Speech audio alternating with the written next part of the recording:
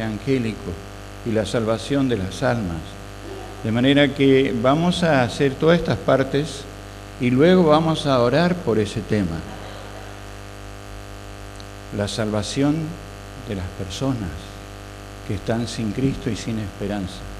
Vamos a dividirnos en grupos de a dos o solos o alguien y vamos a orar fervientemente por este mensaje de los tres ángeles para que pueda ser predicado en todo el mundo. Y vamos a orar también por el predicador, Héctor Hellhorn, que será el que nos va a exponer la palabra. Pero oremos por el mensaje en sí, que pueda llegar a todo el mundo. Sin más, vamos a escuchar el canto y el testimonio.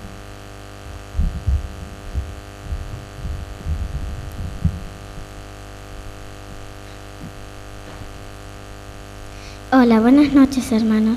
Yo me llamo Ariana. Yo soy Benja. Yo soy Mateo. Nosotros vamos a cantar de día y de noche. De día y de noche me cuida Jesús. Yo le amaré, yo le amaré. Me dice la Biblia que Él murió en la cruz. Es mi buen Jesús. Ahí viene muy pronto, nos viene a buscar. Yo quiero ir al cielo con Él, para siempre a vivir con mi buen Jesús. Amén. Amén.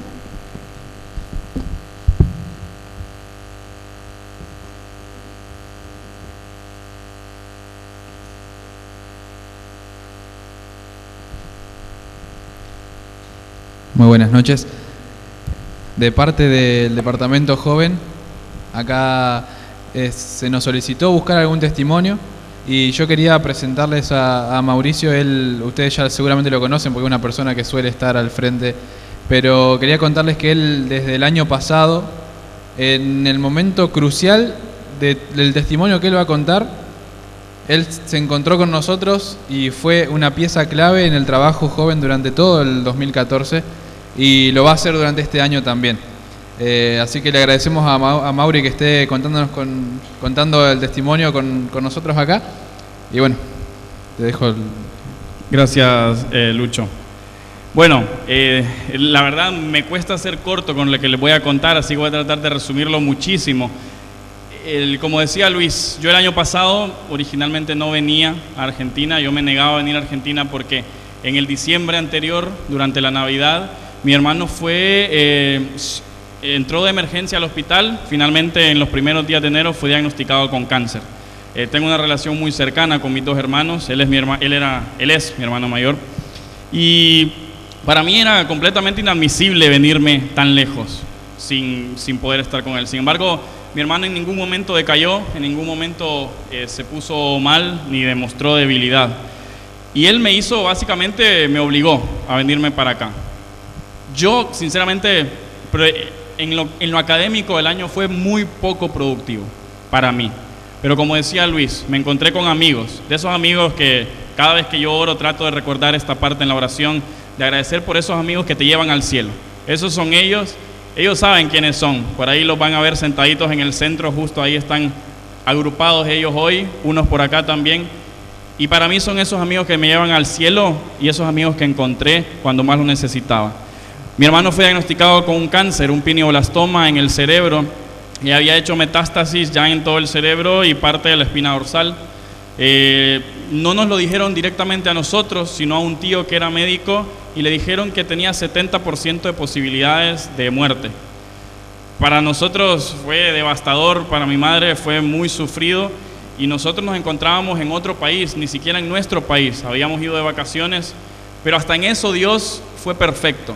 Dios quiso que nosotros fuéramos de vacaciones a otro país, no para disfrutar, sino porque Él tenía preparada la mejor atención en ese lugar. Sin que nosotros lo planeáramos, nosotros no le podríamos haber brindado esa atención.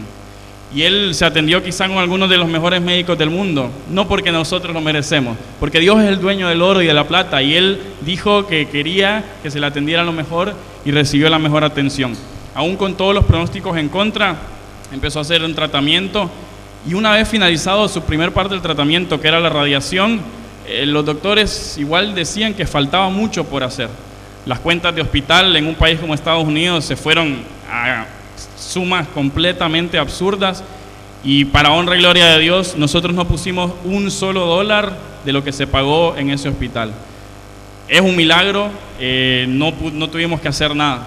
Finalmente decidimos que ya no había más nada que hacer en Estados Unidos, se regresó a mi país, que es Honduras, y ahí empezó a esperar qué había pasado con los efectos de la radiación, qué había pasado con los efectos de los remedios naturales, que mi mamá creyó muy fervientemente en ello, cambió su dieta completamente, empezó a consumir muchos productos naturales, entre ellos algunas semillas, y finalmente llegó el día de hacer un nuevo examen para ver qué había pasado. Como les digo, hay muchos detalles en medio que no puedo detenerme a contar, pero cuando finalmente se hizo el examen en Honduras, fue una hermosa noticia.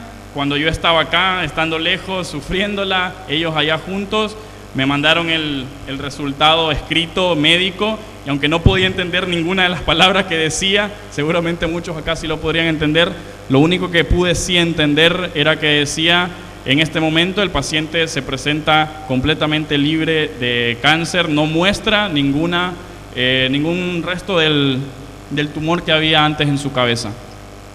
Una enfermedad que es normal en niños de 5 años y no es normal en adultos. Los doctores no sabían qué hacer. El doctor nos dijo: si yo llego a salir exitoso de este caso, yo automáticamente me convierto en el experto en toda la Florida, porque son casos completamente anormales. Pero lo anormal y en nuestra debilidad, en lo que nosotros no podemos hacer, Dios muestra su gloria, y Dios se glorifica en mi debilidad. Dios se glorificó en nuestra debilidad.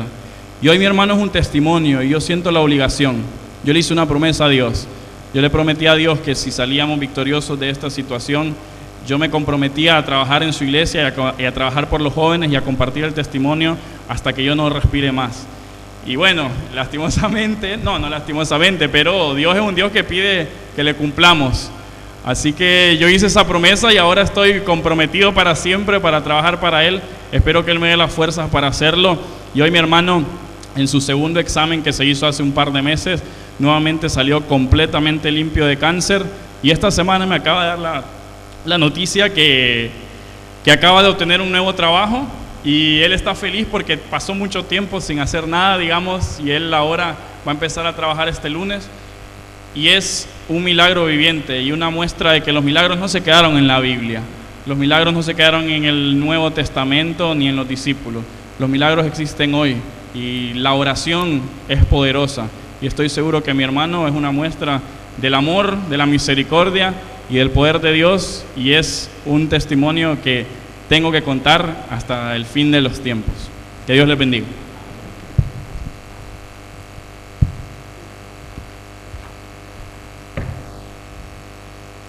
Yo había visto que Héctor estaba en el fondo y dije: mientras él viene acá adelante yo leo la cita, pero ya está acá. Así que voy a leer la cita igual. Dice: tenemos que ir a Dios con fe y derramar nuestras súplicas ante Él, creyendo que obrará en nuestro favor y en el de otros a quienes tratamos de salvar. Hemos de dedicar más tiempo a la oración ferviente. La oración de Elena White. Otra cita dice: no todos son llamados a realizar una labor personal en tierras lejanas, pero todos pueden hacer algo mediante sus oraciones y sus donaciones para ayudar en la obra misionera. Que Dios nos ayude a participar en la obra misionera, en la oración y nuestros donativos.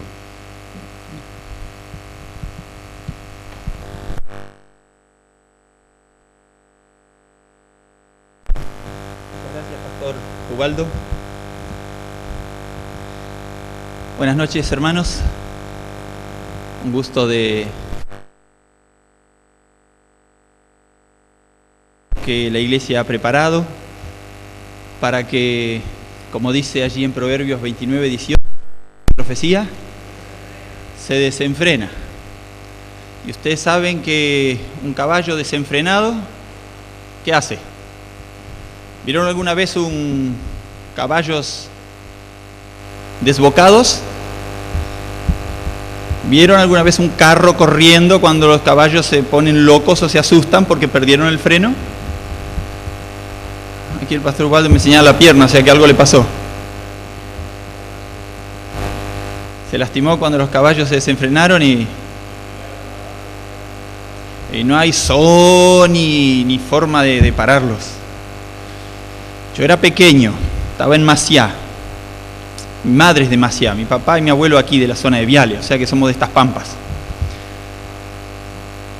Y estábamos sentados afuera, al fresco, a la tarde. Y de repente unos gritos. Y gente que corría y se corría de la vereda porque algo pasaba. Y allá escuchamos, y en el camino de piedra, no era asfaltado, era empedrado, no adoquinado, sino con piedras, se escuchaba el ruido de las llantas y unos caballos que venían sin freno. Y el abuelo pegó el grito y salimos a la tapia, al murito a ver, y allá venían esos caballos y el carro venía atrás haciendo esto. No les digo de cuneta a cuneta, pero estaba cerca, y los autos, alguna cosa estacionada por ahí, algún otro carro charré atado. Les hablo del año 68, 69, habían varios de esos carritos. Le pasaron cerca y 3 cuadras más arriba. Un auto se atravesó, los caballos se asustaron y allá rodó carro, caballo y desastre. No iba nadie arriba al carro. Y alguien dijo que se habían asustado por una víbora o una cosa así, que era típico ver un yarará, una coral por allí. Cuando se pierde el freno, se pierde dirección, se pierde control. Y eso es justamente lo que Satanás quiere para esta iglesia, para el remanente. Que perdamos el control. Por eso no quiere que ustedes vengan. Él está haciendo lo imposible para que la iglesia esté llena.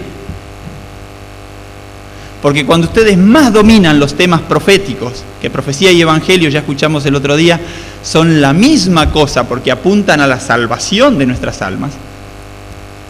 Pero necesitamos el amor de Cristo en el corazón ardiendo y la obra del Espíritu Santo, entendiendo la palabra y entendiendo el mensaje profético para este tiempo. Mis hermanos, en algún sermón que di, yo le decía a los hermanos, mis hermanos queridos, Adán y Eva tuvieron su lucha, pecaron, lucharon, se reconsagraron y vencieron. Están entre los salvos.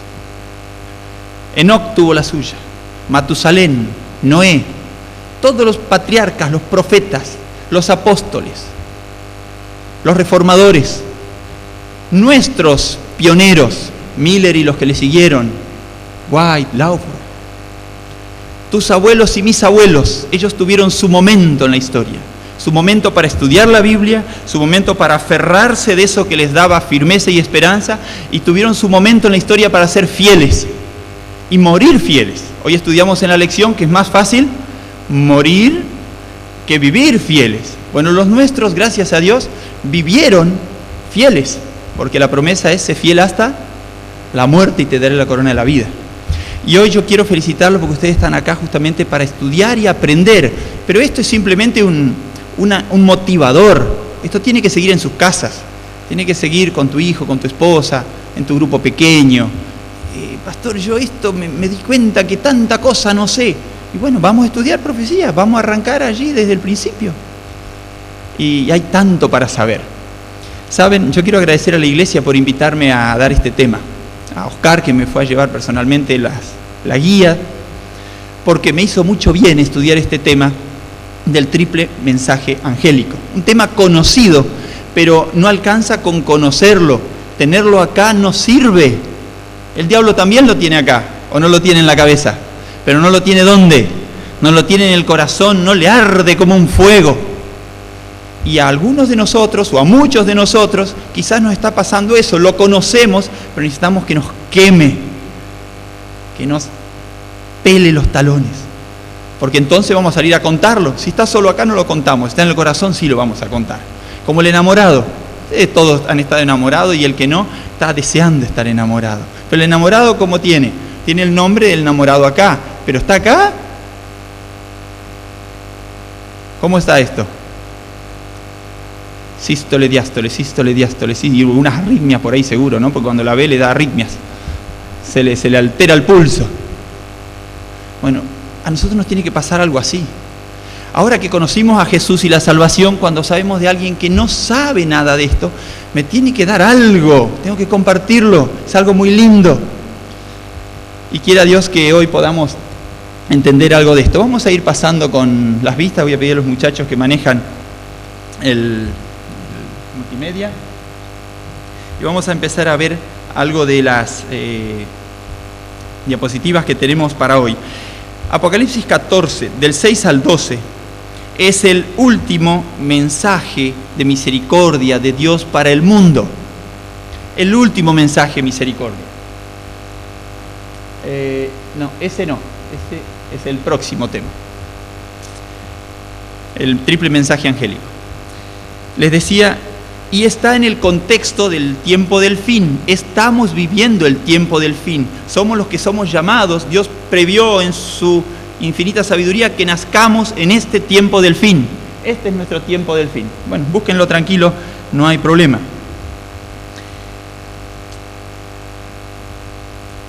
Y este mensaje fue lo que le movió el corazón, le movió el cuerpo entero a Guillermo Miller hace ya 100 y largos años, y no se lo pudo callar, no se lo pudo guardar, y comenzó a esparcirlo, y comenzó a contarlo. Y no solo lo contó, sino que consiguió que varios cientos de otros pastores de otras iglesias compraran este mensaje, lo hagan carne, y se arme ese gran movimiento de predicación que fue, a ver si es este,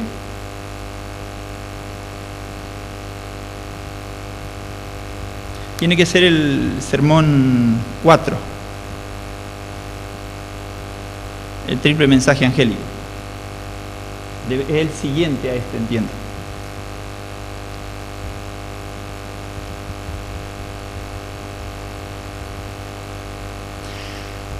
En este mensaje de Apocalipsis 14, vamos a ver que como Jesús venció, aquellos que... Ahí estamos, gracias. Vamos a ver que así como Jesús venció, aquellos que hacen un pacto con Cristo a través del bautismo y por obra y gracia del Espíritu los siguen por donde el Cordero los lleva, son vencedores porque Cristo venció. Pero también en este mismo mensaje me dice que Satanás es un ser vencido, y que aquellos que están caminando a su sombra o en sus huellas van muertos, literalmente muertos por la eternidad y salvos por la eternidad. Aquí no hay un punto medio. Pasamos una más. Decíamos el último mensaje de misericordia en el contexto de los eventos finales, y allí dice, de acuerdo a lo narrado Apocalipsis 13, y mis hermanos, cuando ustedes abren sus Biblias y la trajeron en Apocalipsis 13, ustedes van a ver que Apocalipsis 13 es un capítulo donde el mal y las fuerzas del mal se enseñorean del pueblo de Dios, lo dominan, lo pisotean, lo destrozan, obligan, subyugan. Es una nota negativa para pensar en triunfo. Ustedes ven esa bestia, ese dragón con gran poder y autoridad, que rige el mundo 42 meses, ustedes conocen profecías, ¿no es cierto? Todo, la Edad Media, aquellos 1260 años de dominio absoluto de las conciencias. Tantos sellaron con su sangre. Y dice el verso 8, 13:8, y la adoraron a esa bestia, ¿no es cierto? Todos los moradores de la tierra, pero no todos, sino todos cuyos nombres no están escritos en el libro de la vida del Cordero. O sea que en aquel entonces ya hubo un remanente que no adoró a ese poder. Pagó con su sangre, pagó con el destierro. Sí, ser fiel tiene un precio, pero ser infiel tiene un precio mucho mayor. Mucho mayor. Y después en el verso 11, y en el verso 10 dice, aquí está la paciencia de los santos. O sea, dentro de esa tremenda victoria hay un grupito que persevera. Y se levanta en el verso 11 del capítulo 13 la otra bestia de 2 cuernos, que parecía un cordero, que hablaba como dragón, ¿no es cierto? Que le da fuerza, la política y la religión que se mezclan, que ordena que a todos los que no adoren, ¿no es cierto?, sean muertos, etcétera, etcétera, etcétera. Y dice, grandes y pequeños, libres y esclavos, todos iban a ser fuertemente oprimidos para que adoren a este poder idólatra, para que le levanten una imagen, para que le sigan. Y el nombre lo dice, ¿no? Si alguno entiende, dice, el número es 666, dice. Pero ese no es el tema de hoy. Pero este es el contexto en el que entra Apocalipsis 14. Un contexto de opresión, donde parece que el mal domina y que el cielo no está respondiendo. Señor, ¿hasta cuándo? Pero el verso 14, el capítulo 14, avanzamos, es una advertencia, decíamos, porque ha sido expulsado Satanás del cielo, el acusador de nuestros hermanos. Y esa expulsión definitiva, ustedes saben que fue expulsado por la guerra de Miguel, ¿no es cierto? Cuando esa tercera parte de ángeles fue expulsado a la tierra. Pero cuando Cristo venció en la cruz, Satanás no tuvo más acceso al cielo para ir a presentarse delante de Dios y decir, no has visto a Job, no, de balde te sirve. No, ya no tiene más lugar para ir a acusar. Ya se sabe que está vencido, y por eso Apocalipsis dice en otro texto, alégrense cielos y moradores de ella, pero ay de los de la tierra, porque ahora sí que viene sabiendo que tiene poco tiempo. Y cuando alguien es malo y sabe que tiene poco tiempo, se apresura a hacer desastre. Y fíjense, mis hermanos, cómo Satanás se apresuró desde el principio de los tiempos. Como fue expulsado del cielo, se apresuró a empezar a hacer lío y Adán y Eva cayeron. Y cuando Abel caminaba en la senda del Señor, se apresuró a matarlo, no sea que sea el Salvador. Y usó a un hombre, Caín. Y cuando algunos comenzaron ahí con esfuerzo seguir el pueblo de Dios, allá levantó a uno que fue Nimrod, el originador de la Babilonia, el primer constructor de Babel. Y así durante todo el tiempo de la historia se apresuró para apagar al pueblo de Dios, que no haya un remanente. Y allá en el diluvio, que casi se extermina la raza, casi Satanás sale victorioso, pero 8 quedaron. Y vuelta a empezar. Y allá cuando el mal estaba apagando al mundo, que ya no quedaban más creyentes, Dios lo saca a Abraham de Ur, como un tizón arrebatado del incendio. Le dice a Abraham, salí de acá porque acá capaz que vos tenés fe, pero ya tu hijo de acá no va a creer más. Abraham, salí, anda donde yo te mande. Y Abraham era viejito, tenía 75 años. No era viejito, era un chico de 75 años. Y salió sin saber a dónde iba, pero Dios lo guiaba. Y ustedes saben la guerra allí, el dragón permanentemente, ¿no es cierto?, tratando de matar al remanente, que este mensaje no llegue, que hay un juicio, que hay un Dios. Y después, ustedes saben, Egipto, otra vez Satanás queriendo borrar al pueblo de Dios, matar a todos los varones, y allá se levantó Moisés, salvado en una arquilla, esa historia tan linda que aprendimos de niños, y entonces la providencia de Dios que saca a ese pueblo, y otra vez Satanás que lucha en el desierto para que vuelvan a Egipto, y en sus corazones todos volvieron a Egipto. En sus corazones todos volvieron a Egipto, excepto Josué y Caleb. Ni el propio Moisés entró en la tierra prometida, porque Satanás se ensañó también de él para hacerlo pecar. Y vean ustedes la guerra terrible, ¿no es cierto?, que esto significa. Y después cuando el pueblo de Dios está allí levantándose y llevando, se levanta otra vez Babel, la confusión, y viene, ¿no es cierto?, Nabucodonosor y se lleva cautivo al pueblo, ¿no es cierto?, y allí hay un remanente fiel, y pasan por el horno de fuego, y Dios está con ellos en el horno. ¡Qué maravilla! La guerra siempre estuvo, y cuando nace Jesús, ustedes saben, ¿no es cierto?, también Herodes y a los discípulos también los mataron. Uno solo quedó vivo y murió viejito. ¿Quién era? Juan. Uno solo, todos mártires. ¡Qué bárbaro! Es una guerra, esto no es picnic, esto es guerra. Y un soldado, ¿saben cuándo muere en la guerra? Yo fui soldado 13 meses acá en el Hospital Militar de Paraná. No fui a ninguna guerra, gracias a Dios. Pero nos decían los instructores, muchachos, el soldado muere cuando subestima al enemigo. El soldado está muerto cuando subestima al enemigo. Cuando vos crees que no es para tanto, sonaste. Y en esto también, el cristiano está frito cuando cree que puede algo contra el enemigo. No podemos nada, pero todo lo puedo en Cristo, pero separados de mí, nada. Como diría mi abuela, gar nichts. Nada, en alemán, ¿no es cierto? Nada. Y mis hermanos, vamos a seguir un poquitito. La última escena del capítulo es el regreso de Jesús, que dice el capítulo 14, ¿no es cierto? En la última escena habla de la siega. Allá vamos a entrar al tema propiamente dicho, pero habla de la siega y dice que un ángel sale del cielo, no vamos a leer todo, y dice, mete la hoz y siega la tierra porque la mies de la tierra está madura. El capítulo 14 termina diciendo, en el verso 15, está diciendo que los salvos estarán maduros y Dios cosechará a los suyos. Pero dice también en el verso 18 que las uvas están maduras. Los impíos habrán llegado al colmo de su maldad y Dios también le dirá a un ángel, mete la hoz y vendimia. O sea que este capítulo, este mensaje, los tres ángeles, termina diciendo clarito, miren muchachos, aquí hay una cosecha. Los dos son con hoz. Es una cosecha literal, para salvación o para perdición. Vamos a seguir un poquitito más.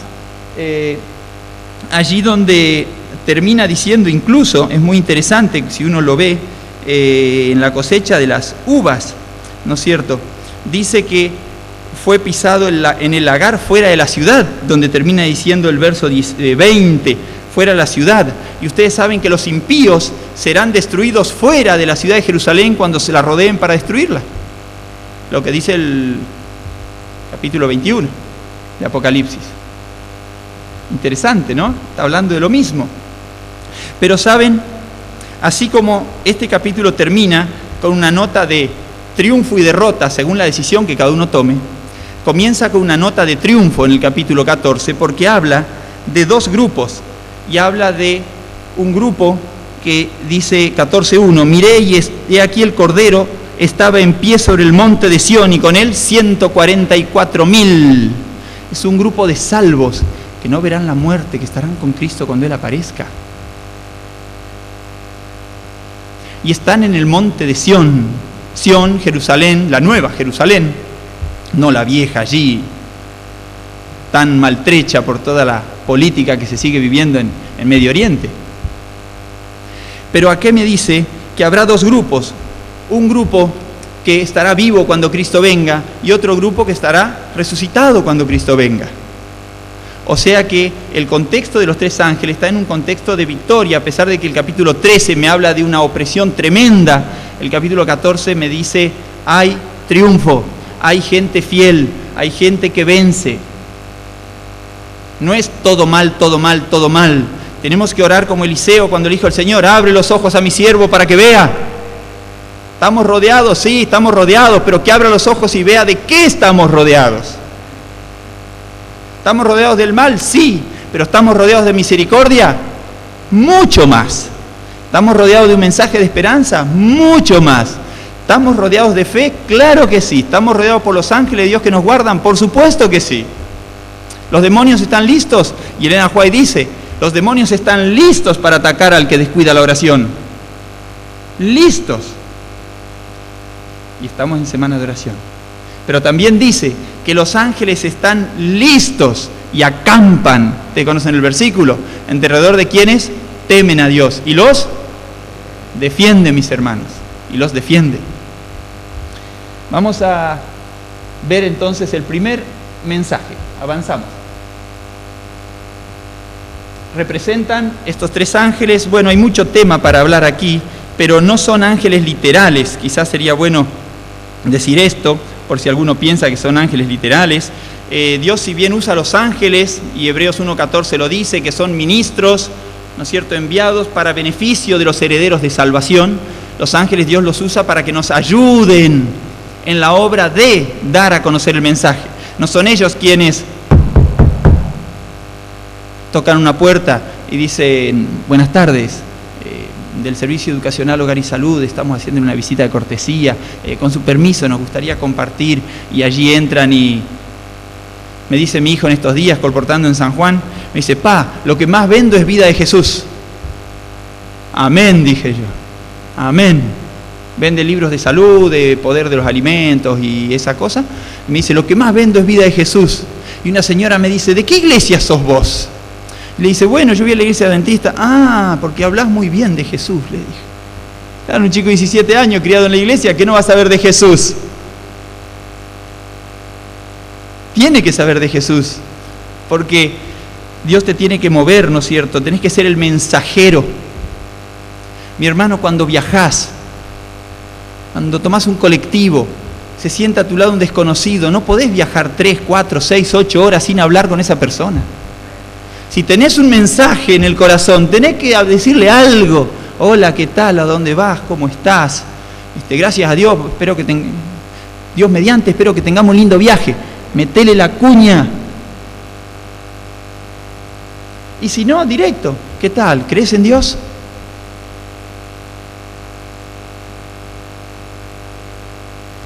El papá de mi suegro, don Gunther Geise, iba a los 13 años, desde el sur de Chile, allá de Punta Arenas, al Colegio Alemán de Santiago, a estudiar. Como buena alemana, colegio alemán tenía que ir. Y allá lo llevaba su papá, al colegio alemán. Y allá iban en ese trencito, trac, trac, trac, trac, trac, trac, trac, trac, ¿no? Pasando caminos y caminos. Pero resulta que en una de esas paradas allí, sube alguien que era un profesor del CACH, del Colegio Adventista de Chile, y se pone a hablar. ¿Y a dónde va? ¿Y a dónde lleva el muchacho? Y lo llevo. No, dice que va a ir tan lejos. Acá en Chillán tiene un colegio muy bueno, y que le van a enseñar esto, y esto, y esto, y obra, y trabajo, y manual, y lo colportó. Lo colportó. Le vendió el proyecto y le compró el hijo. Y don Gunther con 13 años se fue al colegio de Chillán. Y ahí estuvo. Y después se vino para acá. Y estudió enfermería. Y trabajó acá. Y después se casó con doña Alda Cairus. Y bueno, y ahí tenés Cairus para hacer sopa después. Alguien lo cruzó en el viaje, no puede viajar sin que le diga, lo tengo que invitar. ¿Cómo va a ir a un colegio allá? Que venga al colegio cristiano. ¿Con defectos? Sí, pero con Cristo el perfecto. A Él levantamos cada día. Yo no soy modelo, Él es modelo. Y entonces, decíamos, hay 7 aspectos ahora, vamos a ver, fundamentales en estos 3 mensajes angélicos. Vamos a ir pasando algunos de estos porque el tiempo se me ha ido. Ahí está, como dice, es un mensaje, esperen que me oriento con mi guía, donde estoy. Ustedes saben que cuando uno se marea, está en problema, está como los caballos desenfrenados. Correcto, 3 aspectos: proclamar, advertir y salvar. Una extensión universal, ustedes ya lo saben, ¿no es cierto?, a todo el mundo. ¿Con qué urgencia? Rápido, rápido, porque la vida es breve, hay que ir rápido. Hoy viajo con esta persona, viajaré la semana que viene con esta persona en ese colectivo, no sé. Hoy viajo con esa persona, hoy, ¿no es cierto, Gabriel? Hoy atiendo a esa persona allí en donde me toca trabajar. Lo saludo cordialmente, que Dios lo bendiga. No le doy un estudio bíblico, pero que Dios lo bendiga. Cuando fui enfermero, trabajé 8 años como enfermero. Yo trataba de orar siempre con mis pacientes, siempre. Siempre que podía, había veces que no daba. Y cuando tenía franco y volvía, trabajé en La Plata varios años como enfermero antes de venir a estudiar teología. Y me decían cuando volvía al otro día, después de un franco: Ay, ayer no estuviste, Rusito, me decía. ¿Y por qué me extrañaban? ¿Porque yo ponía bien la inyección o porque ponía la mascarita con el oxígeno mejor que el otro? No, otros eran mejores que yo en eso, pero yo tenía algo que darles. Abuelo, tenemos una plegaria, toma la mano. Señor, cuida al abuelo. Dale una linda noche. Y la gente se persignaba o hacía lo que sabía. Pero le dabas ¿qué? Esperanza. Y ahí la pregunta, ¿sos de una iglesia? ¿A dónde vas? Y allí el contacto. Mire, acá cerquita, 46, 2 y 3, ahí en La Plata. Y gente que se acercaba. No podemos callarlo. Mis hermanos, urgencia está volando por el cielo, ¿no es cierto? Seguimos con el otro. Jesús decía, lo que yo les digo al oído así, ustedes grítenlo desde las azoteas, proclámenlo. No podemos callarlo. El contenido, la revelación final de la voluntad divina. Seguimos con el 6 y 7. El contexto, el último tiempo. Y gran voz, porque tiene la autoridad divina para decirlo. No es que yo lo digo, no es Héctor que lo dice, no es Carlos, no es María, es Dios que lo dice. Me dice un hermano en La Plata, Eduardo Jiménez, anciano de la iglesia de Tolosa. Me dice, Héctor, ¿sabes cómo yo me convertí? Un chileno, excelente chileno. Y yo tengo que decir que son excelentes los chilenos porque me casé con una chilena. Hija de chileno, chilena. Me dice, yo vivía en una casita en el sur de Chile, de madera, casita, como todas las casitas humildes de los obreros. Y al lado había otra casita muy linda, con su jardincito, todo bien. Y ese hombre me habló varias veces que yo necesitaba de Dios y yo era pro Allende, comunista. Yo tenía la cabeza en otra cosa. La hoz y el martillo, eso eran los ideales. Y yo tenía eso en la cabeza. Y varias veces me habló. Y yo, no, nada. Estos evangélicos con un apodo feo, los evangélicos le dicen en Chile. No. Y un buen día este hermano se acercó y le dice, ¿qué tal, vecino? ¿Cómo le va? Y este dice, otra vez ya se me viene. Y yo me preparé, dice. Me preparé para sacarlo como chicharra de un ala. ¿Escucharon? ¿Alguna vez tomaron una chicharra de un ala? ¿Tomaron una chicharra de un ala alguna vez? ¿Saben lo que es una chicharra? Es un bicho grandote así con unas alas duras que vuelan muy fuerte. Tómenla de un ala. Parece que agarraste un ventilador de una paleta. Y te asusta. Dice, así lo quería sacar. Y me dice, hermano, mire, Dios tiene un plan para usted. No, ya, déjeme a mí, no me interesa nada. Bueno, le dijo el hermano, cuando le caigan piedras del cielo de 30 kilos cada piedra, no sé dónde se va a meter usted, pero lo van a reventar, le dijo. Váyase a pasear, dijo. El hermano le mencionó una de las plagas que va a caer sobre los impíos. Y este se fue a la pieza y dice, a su casa, y varios días le dio vuelta en la cabeza eso de las piedras, 30 kilos, granizo yo he visto, pero de 30 kilos, madre mía, dice, ¿dónde me meto? Mirá su casita, techo de chapa, acá le perfora, dice, ni abajo la mesa me puedo meter, me mata el perro, todo, no queda nadie acá. Y le quedó picando, y un buen día fue y le dice, perdón vecino, dice, ya llegó con la guardia más baja. Y le dice, usted me dijo, ¿es cierto o para asustarme nomás? No, eso lo dice la palabra de Dios, está en la Biblia. ¿Quiere leerlo? Y sí, se me ha dejado con la pica. Ahí lo tienen ahora. Hace años, anciano, predicador, un hombre de Dios, un pedazo de pan. Yo lo invité a estudiar teología cuando yo vine. Por un asino vino, tenía 3 hijos a cargo y todo un trabajo y ya no daba. Eduardo Jiménez, lo quiero mucho de paso. Tiene una esposa muy misionera. ¿Pero por qué se convirtió? Porque alguien le dijo a los San Pablo, a tiempo y fuera de tiempo, le guste o no le guste. Bueno, yo se lo digo, este es el momento. Tengo que decirle, por las buenas sí, pero y si no quiere por las buenas, bueno, de fuerza los va a entrar, dijo el Señor, ¿no? Y lo apedreó en su conciencia y el otro entendió. Quiero que un día lo conozcan, Eduardo, un tipazo, un hermano de oro. Mis hermanos, tanto es así que hemos salido de vacaciones juntos alguna vez. El primer mensaje llama a los pecadores a cumplir con Dios 3 actitudes específicas, y ustedes lo conocen.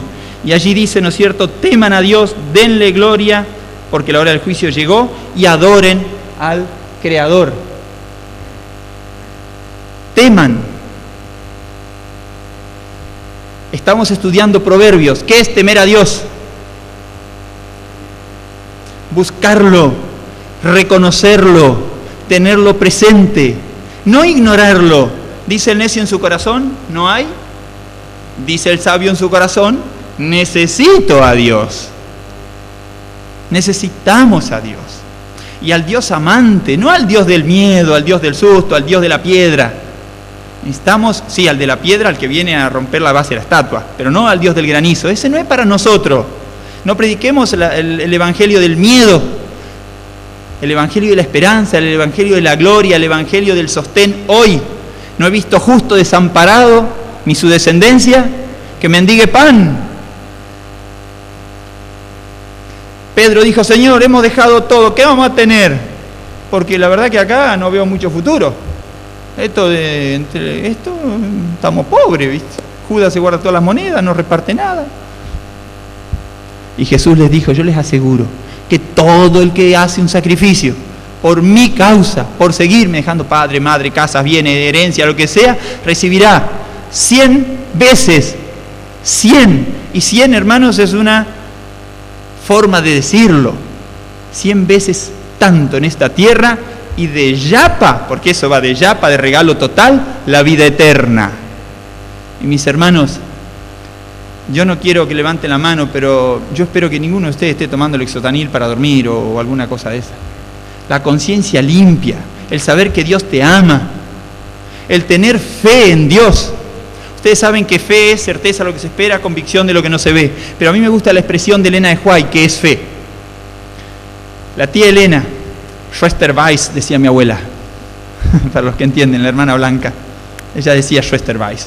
No se traducen los apellidos, pero así decía.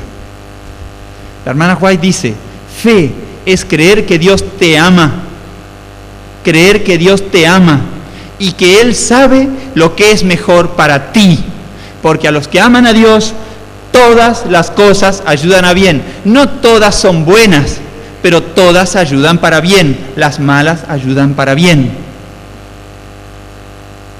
Fe es creer que Dios te ama y que lo que te ocurre es lo mejor que te puede pasar porque Dios te está llevando. Mis hermanos, cuando papá se moría de un cáncer de hígado, que se lo llevó al descanso, con 55 años, ya hace 22 años de esto, charlando de estas cosas, de que ya viene Jesús, estábamos en la clínica Fátima de Escobar, allí en terapia intensiva, conversando con él, porque le quedaban pocos días, y uno intenta llegar al corazón de los que ama de alguna manera, y ¿de qué va a hablar? ¿De Boca River? En ese momento no hablas de ninguna pavada, hablas de lo que vale, hablas de realidades eternas, hablas de lo que necesita tu corazón, tu alma, y ahí te olvidás de los temas superfluos, cuando hay angustia.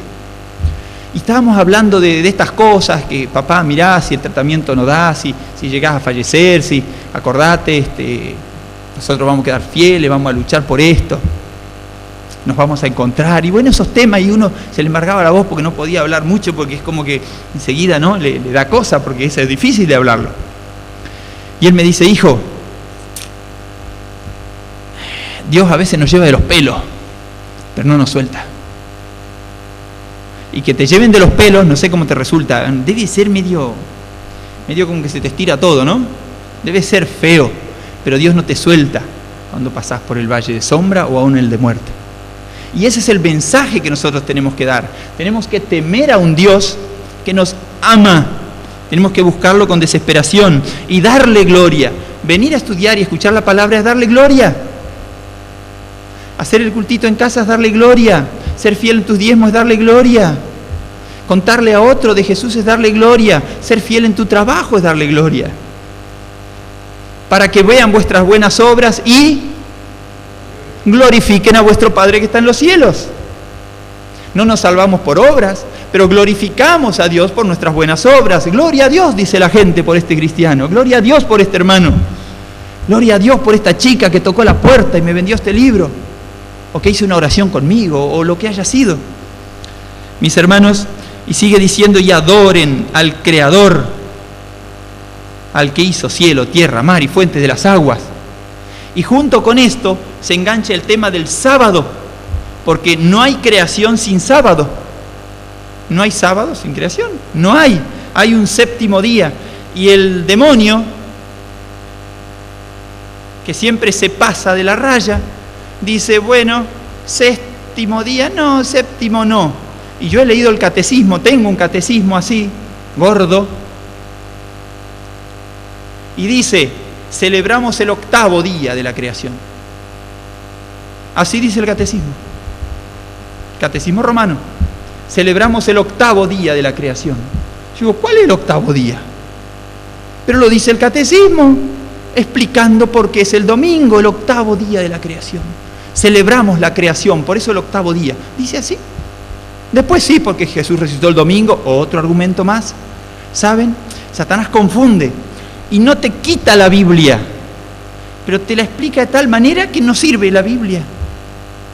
No te quita a Jesús, pero Jesús queda por allá y te pone a la mamá de Jesús de intercesora. Y no lo es, aunque es muy buena, y fue muy buena, y fue la mejor mujer del planeta que Dios encontró para ser el vientre de ese hijo. Y la falda. Jesús no aprendió de los rabinos, aprendió en la falda de María.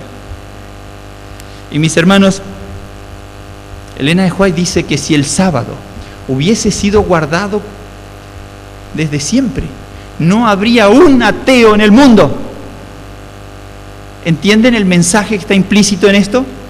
Si yo soy fiel en guardar el sábado, mis hijos creerán en Dios. Es la consecuencia. Está el libre albedrío, por supuesto, pero hoy estudiamos Proverbios 22:6, instruye al niño en su camino. Y aunque se ponga viejo, y aunque le ataque no sé qué peste, él sabe quién es Dios. A ese Dios tenemos que invitar a la gente, a ese Dios. Ese era el mensaje del primer ángel. Seguimos. Finalmente no podemos dejar pasar el tema del juicio, ¿no es cierto? Porque la hora del juicio llegó, 1844, ustedes saben todo lo que Miller predicó, la revolución que esto provocó. Pero de allí, de las cenizas de ese movimiento, ¿quién surge? El remanente. Ese grupito que perseveró en oración. Señor, tú no te equivocas. Señor, cuando tú llamas a tu pueblo, una luz le das, danos una luz. Y allí a uno se le iluminó la cabecita y dijo, el santuario santo, santísimo. Y empezaron a descubrir. Y hoy somos un pueblo con identidad, mis hermanos, con identidad. ¿Saben por qué les digo esto? Yo vengo de una familia donde mi abuelo, don Salomón Kellhorn, eran 9 hermanos. Santiago, Juan, Pedro, 8 sabatistas, 1 adventista. A mi abuelo lo bautizó don Godofredo Bloch, padre. Ya descansa el abuelo, hoy tendría 103 años. Pero de todos los hermanos de mi abuelo, sabatistas, de la zona de Escobar, donde después me crié, que hay 3 iglesias sabatistas en Escobar, ahora hay 2 adventistas, pero por años siempre nos triplicaron. ¿Saben? No. ¿Profecía? No. Y yo me acuerdo mi abuelo Salomón discutiendo con su hermano Juan y con la revista adventista en la mano. Y yo era muchacho de 10 años y me acuerdo que hablaban y hablaban acaloradamente. Si la hermana White no era hermana White, si era profeta, si no era profeta. Y un día hablé con uno de ellos que era pastor de su iglesia. Le dije, hermano, ¿qué pasó con su iglesia? No, hermano, estamos. ¿A dónde están? Algunos de ustedes toman vino, otros ya no guardan el sábado. Han perdido la identidad, no tienen profeta, no tienen profecía, rechazan el don profético. Y entonces, ¿qué ocurre? Se desenfrenan. Y andan todos peleados y se dividen por pelea, crecen por pelea, ¿no? Se pelean y entonces forman otros grupos, pero no es la forma que Dios quiere que crezcamos. Se pierde la identidad cuando falta la conducción profética. Seguíamos diciendo el juicio. El segundo ángel. Vamos a avanzar. Mis hermanos, y avanzamos. El primer ángel trae un mensaje, pero el segundo no deja ese mensaje, sino que toma ese primer mensaje y le añade el segundo. diciendo que cayó Babilonia, ¿no es cierto? Y ahí lo explica, ¿no es cierto? Las características del primer ángel son también las del segundo, se complementa y sigue, ¿no es cierto? Y sigamos, y así el tercero, y los tres van llevando ese mensaje. No es que un ángel dice una cosa, otro mensajero otra, otro otra. El mensaje del primer ángel se predicó en el movimiento milerita, el segundo en 1844 y el tercero en 1846 en la historia denominacional. Pero ese mensaje ahora unido, los tres juntos, están avanzando y alumbrando toda la tierra con esta verdad. ¿Por qué estamos mandando misioneros a la ventana 1040? ¿Por qué? Porque allá también tiene que ir luz. Seguimos, los tres son en simultáneo, ¿no es cierto? Hasta que, como dice Apocalipsis 18, se levante ese cuarto ángel, que no es el tema de hoy, ¿no es cierto?, con gran poder, con gran voz, la iglesia imbuida por el Espíritu Santo, y entonces ese fuerte pregón termine de amonestar al mundo, y se selle, el tiempo de gracia se acabe, y entonces el que es justo, sea justo, y el injusto, siga siendo injusto. Seguimos un poquito más. ¿Qué era Babilonia? Bueno, Babilonia, hoy, romanismo, protestantismo apóstata y espiritismo, ¿no es cierto? Seguimos. Ustedes saben que Apocalipsis usa los momentos de Babilonia, ¿no es cierto? Y yo les decía hoy lo de la experiencia de Daniel y de sus amigos en el horno de fuego. Es lo mismo que va a pasar al final. Todo el que no adore a la imagen no va a ser al horno de fuego. Va a ser otra forma de muerte, pero es lo mismo. Pero Dios camina en medio de su pueblo. Y si alguno tiene que sellar la vida con su sangre, pues la va a sellar.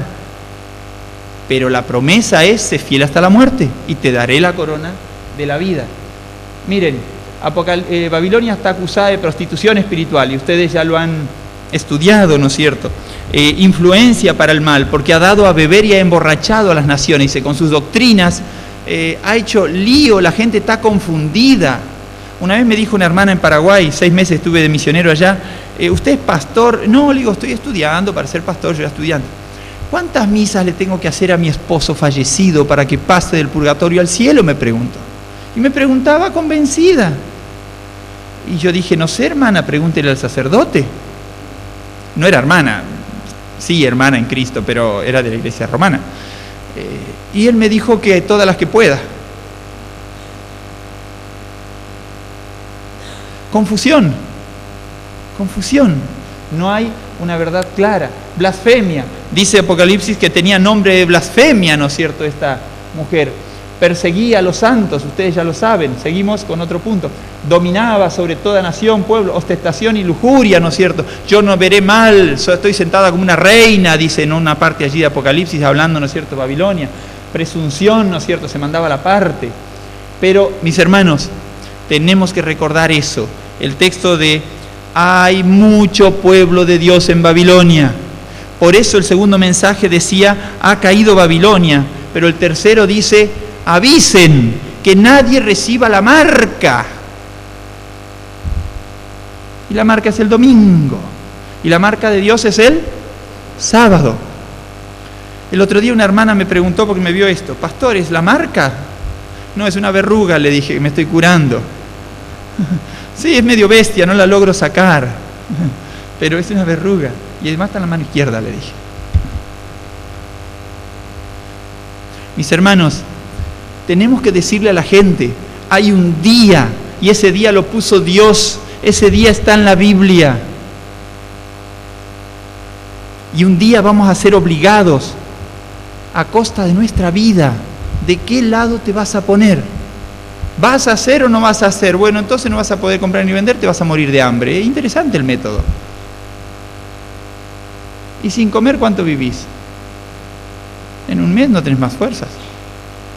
Interesante el método de exterminio del demonio. Pero ¿saben? Tu pan y tus aguas serán seguras. También Dios puede seguir usando cuervos. Puede seguir usando cuervos. Hay muchos kerit donde el Señor nos puede enviar a refugiar. Yo no lo sé, pero no es el miedo lo que nos tiene que seguir. Y el tercer ángel, seguíamos entonces, muestra los últimos engaños de Satanás, ¿no es cierto?, poniendo un día. Y ustedes ya saben que acá en los alrededores, y no queremos hacer profecía con los periódicos, pero ya Santa Fe, y ya La Pampa, y ya no sé si el Chaco, otros lados, ya, acá en Santa Fe creo que no, ya los comercios grandes los domingos no pueden vender. Están obligados, y Coto suspendió como a 200 trabajadores, y fue toda una noticia en el Clarín y los otros diarios, porque claro, si no les puedo dar trabajo, ¿qué hago con esa gente? Están trabajando, pero eso a mí no me asusta. ¿Saben lo que me asusta? Cuando me levanto y me voy corriendo al trabajo y no dediqué tiempo a orar. Eso me asusta. Porque mi apostasía empieza cuando, si ustedes hicieron el seminario 1 o 2 de crecimiento espiritual, empieza el día que yo no oré, que yo no leí la Biblia, ahí empieza mi apostasía. Ese tiene que ser mi miedo, no el otro. ¿Seguimos? Y entonces, mis hermanos, un pueblo preparado. Quiero leerles, para ir cerrando, una cita de Elena de White, que está muy bonita. Miren, dice el libro del Evangelismo: habrá miles que en la hora 1/10, hablando de los que serán rescatados de Babilonia todavía, tu vecino, mi vecino, todos los que todavía no hicieron pacto con Jesús, habrá miles que en la hora 1/10 verán y reconocerán la verdad. Pero ¿cómo la verán si nadie se las muestra? ¿Cómo predicarán si no son enviados? ¿Se acuerdan San Pablo? ¿Cómo si nadie? Yo soy el instrumento. No va a venir un ángel del cielo. Es el remanente el que tiene que hacer la obra. Mis hermanos, dice el evangelismo, miles se convertirán en un día. Multitudes recibirán la fe y se unirán a los ejércitos del Señor. Al mismo tiempo, muchos que apenas profesaban creer en la verdad, aunque sin vivirla, dejarán las filas del pueblo de Dios. Ay, ahí me da miedo, ahí tiemblo, porque yo veo hoy que muchos están dejando la fila del pueblo de Dios y no hay persecución de nada, estamos en tiempo de bonanza, más allá de que no se consiguen dólares y qué sé yo, estamos en tiempo de bonanza, nadie pasa hambre, nadie está siendo azotado, a nadie le robaron sus hijos, no está pasando nada. Dios quiere que seamos un pueblo ferviente. Somos laodicenses proféticamente, pero no estamos obligados a ser tibios. Puedo hablar, puedo moverme. Y entonces, les decía, un pueblo preparado. Debemos observar que la proclama del triple mensaje alcanzará pleno éxito para preparar al pueblo para el regreso de Jesús. Este mensaje, si lo predicamos, preparará al pueblo y lo madurará para que cuando venga Jesús haya un pueblo preparado y victorioso. Si decimos, le enseñamos a nuestro pueblo y nos enseñamos a nosotros a temer a Dios, a darle gloria, a predicar el tema de que hay un juicio, hemos de dar cuenta, pero no con miedo, sino con alegría. Predicarle a la gente que hay un sistema de confusión en el mundo y que hay una marca que se le va a poner a la gente y que tienen que estar advertidos. Este es el día del Señor, este no es el día del Señor, es de otro Señor. Y entonces dice, bienaventurados de aquí en más, termina diciendo, los muertos que mueren en el Señor. ¿Qué me dice? Que en esta guerra habrá sangre, habrá mártires, habrá como hubo en un principio. Pero ¿saben? Como dice allí, con la salvación eterna asegurada. ¿Qué importa si estoy vivo o muerto? ¿Qué importa si estoy vivo o muerto? Cuando vuelva Jesús y de cualquier manera iremos con Él. ¿Qué importa si estoy vivo o muerto? Ustedes conocen a José Rabinovich. José me casó, nos casó. Nunca te casan solo. Siempre te casan con alguien. Cuando él perdió a Lucas, a su hijo, hace ya 20 años,